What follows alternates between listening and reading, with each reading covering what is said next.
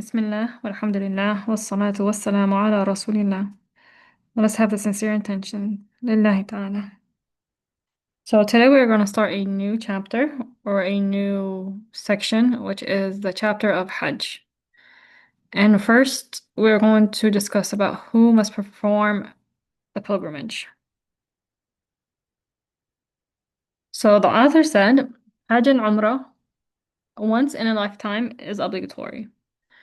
So this means that making Hajj is one of the most important matters of Islam. The one who is able to make Hajj is obligated by consensus.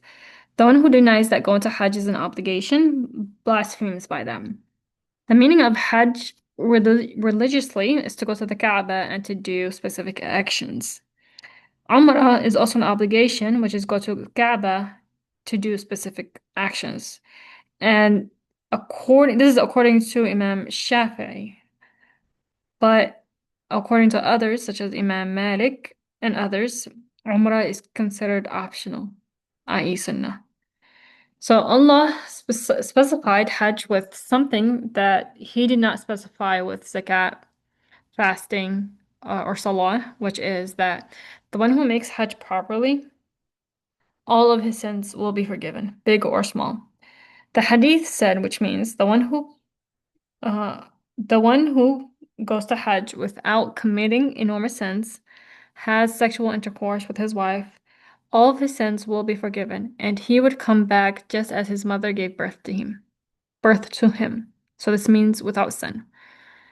As for the five obligatory prayers, they don't erase the enormous sins and the small sins. They erase the small sins only. Although the five prayers have a higher status in the religion than making Hajj, however, this is one of the criteria for Hajj, which does not entail Hajj to be better than the obligatory prayers. So because Hajj does not, because Hajj erases the enormous and minor sins, it still does not have a higher status than obligatory prayers. This is because one thing that might have a criterion that makes matters that others don't have does not mean that it has a higher status than every other matter. So for Hajj to erase all the sins, the Hajj needs to have a sincere intention. The money used to make it needs to be halal money. And for one to prevent oneself from doing enormous sins and from having sexual intercourse. If the one who does not make Hajj in this way, Hajj does not erase all his sins. If one does not abstain from committing small sins, Hajj will erase all his sins. So for Hajj, there are conditions for it to be valid and for it to be an obligation. So Hajj has conditions that makes one obligated to perform it. And they are, one, to be Muslim. For Hajj to be valid, there's one condition, and that's to be Muslim. So Hajj is valid by the one who is unable and the one who is not originally able. So this means we do not ask a non-Muslim to go to Hajj even though that he's punished in the hereafter for not making Hajj.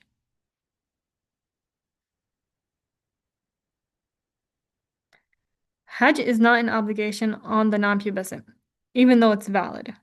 So it is not an obligation on the crazy person, the slave, and the one who is not able.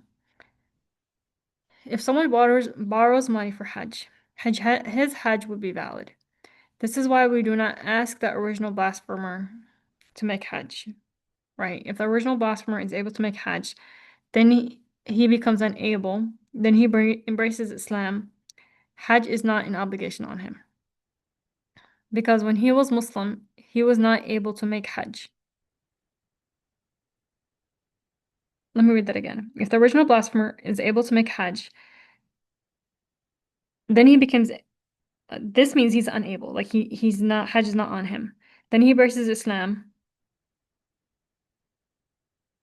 Okay, sorry. Okay, now I understand. Okay, so if the original blasphemer, he had the ability to go to Hajj, meaning that he had the finances, which is one of the requirements to make Hajj, right? And then he lost all his money. Therefore, he became unable. And then he embraces Islam. This means he is still unable to make Hajj. He doesn't have the finances, or he is like critically ill. Hajj is not an obligation on him Okay? Because when he was Muslim, he was not able to make Hajj. He did not have the finances, he didn't have the physical ability, for example. However, if the apostate, so a person was a Muslim, but then he blasphemed, right? He was able to go to Hajj during his apostasy. So he had the money. He was an apostate and he had the money. But then later he became unable. So he lost all his money. And then he embraces Islam. He re-enters Islam. Then it's obligated for him to go to Hajj, right? This is even though he became Muslim while he's unable. This is because he was originally a Muslim. So the one who was originally a Muslim and then blasphemed, um, and then goes back to Islam, he has to make Hajj even though he lost all his money. Uh, Yeah. So the second condition is to be pubescent. So by the pubescent and the non-pubescent, both the Hajj is valid. If the non-pubescent person is at the age of mental discrimination, has the intention and does the actions by Hajj himself, then his Hajj is valid. So again, mental discrimination is about the age of like, it depends on the child, but it can be up to 7. And pubescence also depends on the child, and it can also be like from the age of 9 to like 15, depends on the child. So if a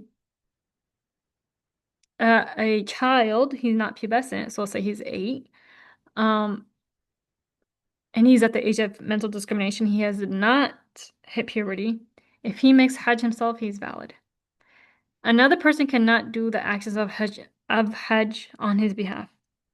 So because he's at the age of mental discrimination. As for the child who is not at the age of mental discrimination, his Hajj is valid if his guardian makes the actions of Hajj on his behalf. So also the guardian makes the intention on this child's behalf. So the father makes the intention to make his son involved in the actions of Hajj in the state of Ihram. This makes the little child in a state of Ihram. Then his father would take this child with him to do different actions of Hajj, which means he makes the child circulate the Kaaba, do sa'i with him, take him to Arafah, and so on. If the guardian does that, the Hajj of this child is valid. One say, okay, so once a woman came carrying the Prophet to the Prophet ﷺ, and she was carrying a child. She asked him, "Is the Hajj of such a child valid?" The Prophet ﷺ said yes, and you'll get reward for that. So the guardian would make the actions that the little child cannot do on the child's behalf. For example, the salah of tawaf. This is because the prayer of a little child is not valid. So the parent would do the salah of tawaf on the child's behalf. On top of that, it's an obligation on the guardian to prevent the child to do actions that are prohibited to do in Hajj. So there are certain matters that one cannot do in Hajj. The guardian prevents the child from doing such matters. For example, he cannot allow the male child to wear casual clothing. Now, if one is not pubescent but wants to make actions for himself, there are 2 conditions for that. So to have mental discrimination and to have the guardian's permission. The third condition is sanity. So the one who is insane is not obligated to perform Hajj. The fourth is ability. So there are 2 kinds of abilities here. The first ability is that it means that one can afford to reach Mecca, to make Hajj and return to one's home place.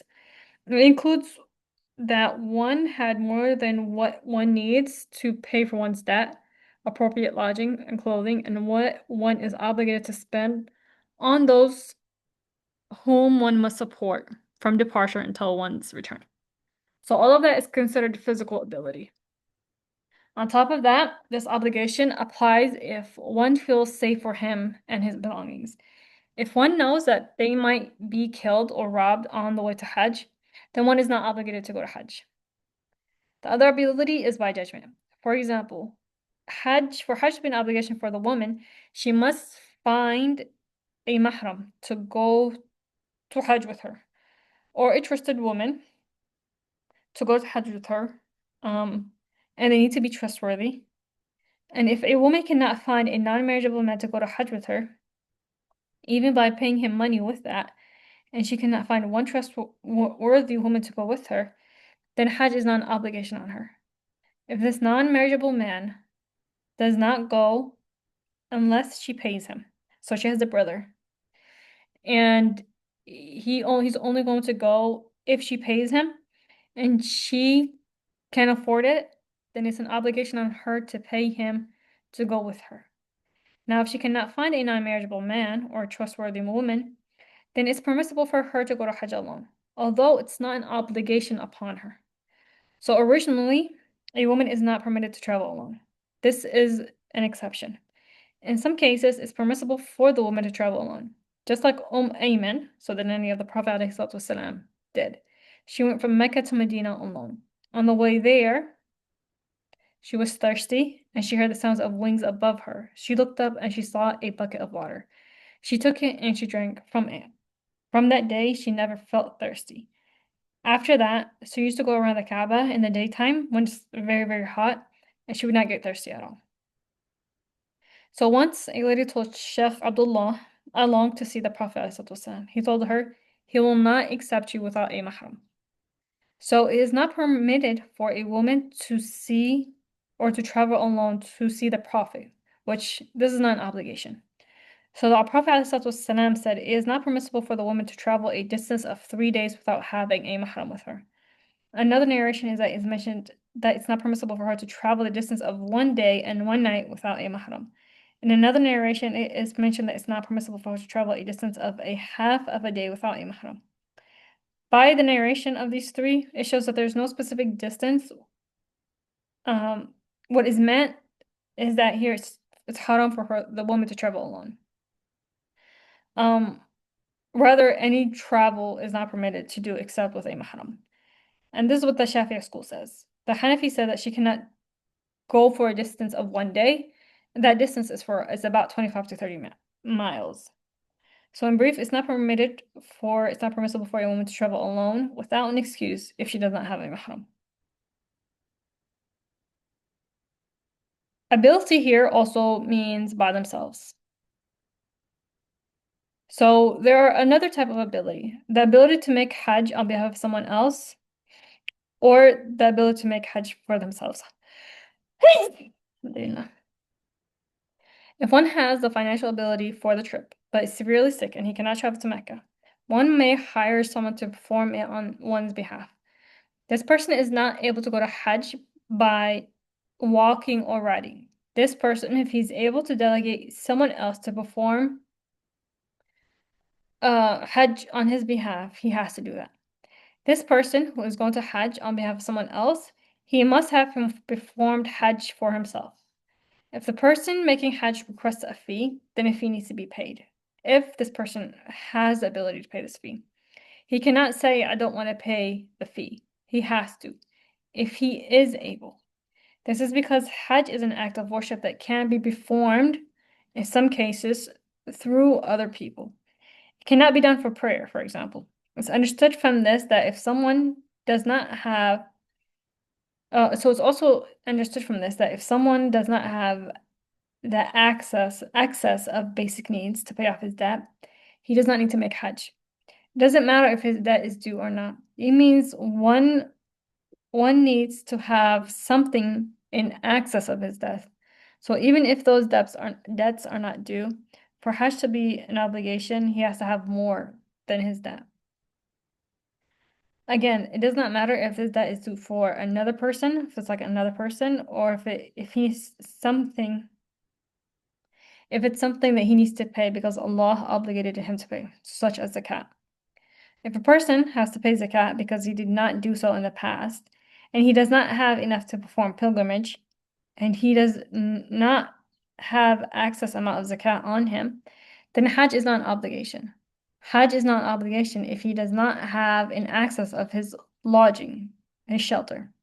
So again, he does not need to own a house. If one has a job and can pay rent and can keep paying rent in the future, he is considered to have lodging.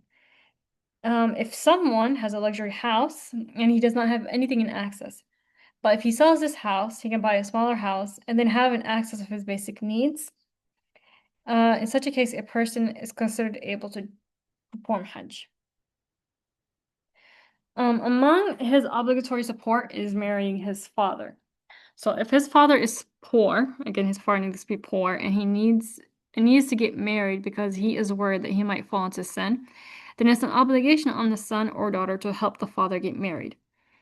And so one has excess needs, but he needs to help his father get married.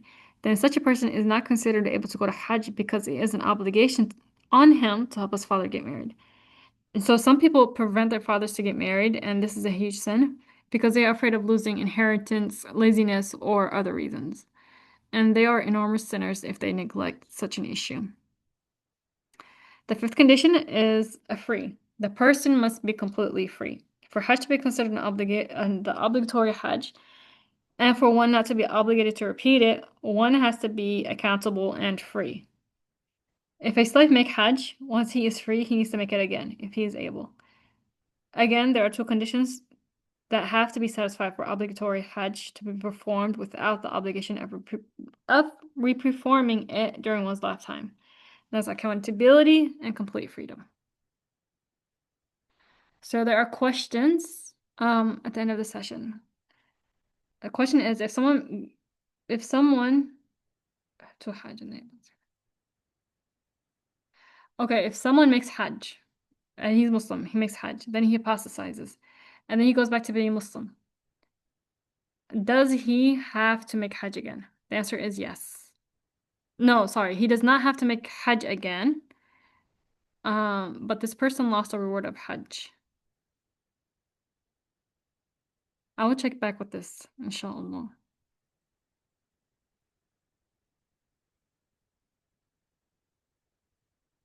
Imam Shafi'i said, if someone has the ability to go to Hajj, but they make the intention to go later, so in another year, and then they actually go,